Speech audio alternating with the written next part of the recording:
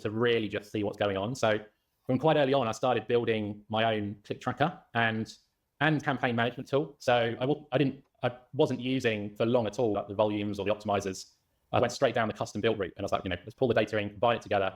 And so we could see from relatively early on all this data in our own tool. We could see all the clicks. We could track all that back to revenue, break it all down by all of the sites, the widgets, the placements that we needed to on campaign based. This dude's dope. Building tech on top of this.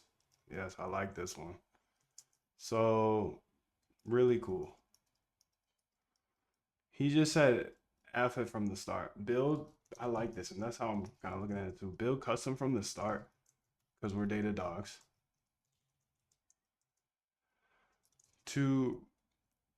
Just get as big of an edge as possible, of course.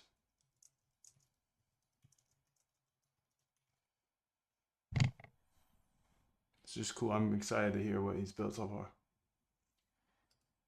And that certainly at the start was a real boost in terms of getting us into this industry, and also starting to get us to scale as well to sort of the levels that we did.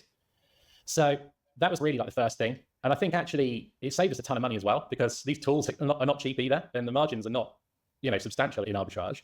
You're spending, a good percentage of your profit on these tools. You end up losing a lot of your profit.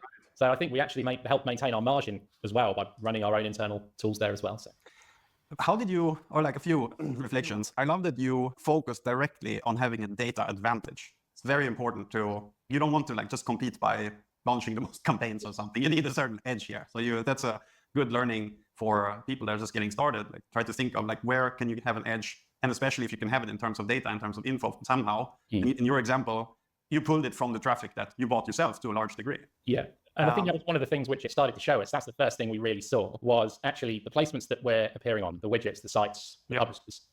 The list of placements that we're appearing on was a huge lever in achieving the ROIs that we needed to achieve. And actually, we started to pretty much build what we'd almost call our house placement lists. That might be 50, 100 placements that we appear on. We know those are good quality placements. Right. We know the traffic doesn't do this. It's just pretty static in terms of quality and the delivery. And it was a controlled ecosystem. That was one of the biggest leakages that we found, was the ad networks would suddenly add a new site or a new placement to their run of network list, and all of a sudden the money's going down that placement. And by controlling stuff in a sort of very controlled fashion, we knew what to expect. We knew that actually these 50 sites, these 100 sites are going to deliver this result, and it's controlled, and we can see it and we can track it. And that was really that was one of the first big things that this data gave us, was effectively house placement lists. And we would add placements to those in a controlled fashion. We'd take them out in a controlled fashion, and we'd be doing testing on run of network, but ultimately our big spend was in using this data we're collecting to customize these lists effectively. And so you work with the whitelist then for the big one.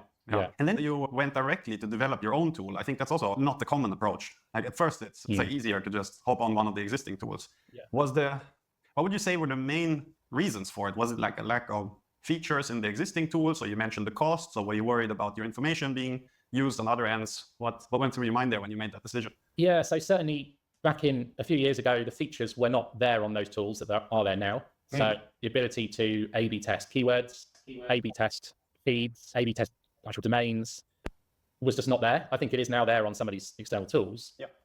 Also the cost, that was a big factor. I think actually the pricing matrices of these subscription tools are designed that you pay them a lot more as you scale, and actually I think you just end up paying away a huge proportion of your margin in profit margin in costly SaaS tools, when actually a lot of it is not that hard to crunch, if you got what I mean yourself, in my view anyway. But to bind a lot of this data together is not that hard to do. There's not that many data sets, and it's all relatively trackable. So we decided we'd go down that route at the start. You've got other issues as well that I was very concerned about, a lot of these external tools would only keep your data for 6 months, 12 months. And I was very interested in tracking annual trends and seasonal trends, which I noticed quite early on was quite a big factor as well. And when I look back at what happened last Christmas, I don't want my data to have disappeared. So I'd rather keep it myself. Yeah, makes sense. And so you said until last year, you were 100% monetizing over search. Yeah. What happened that made you look elsewhere? Yeah, so we took the approach of, my policy internally was very much, we need to be whiter than white.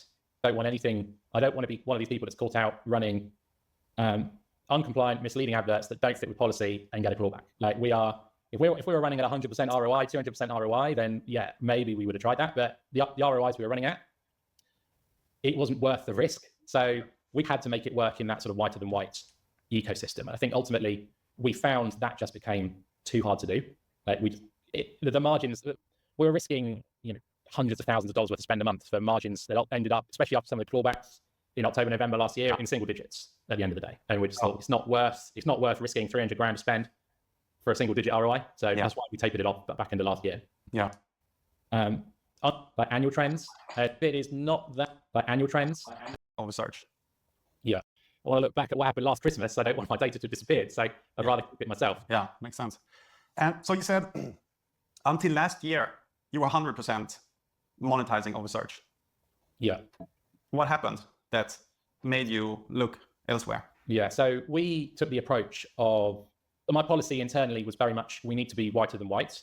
I don't want to be one of these people that's caught out running uncompliant, misleading adverts that don't fit with policy and get a clawback. Like if we were running at 100% ROI, 200% ROI, then yeah, maybe we would have tried that. But the ROIs we were running at, it wasn't worth the risk. So we had to make it work in that sort of whiter than white ecosystem. And I think ultimately we found that just became too hard to do. Like the margins, we were risking, hundreds of thousands of dollars worth of spend a month for margins that ended up, especially after some of the clawbacks. Hey, dickhead, get your mind right. Don't preach to me about my perky habit. This is my life. Risking 300 grand to spend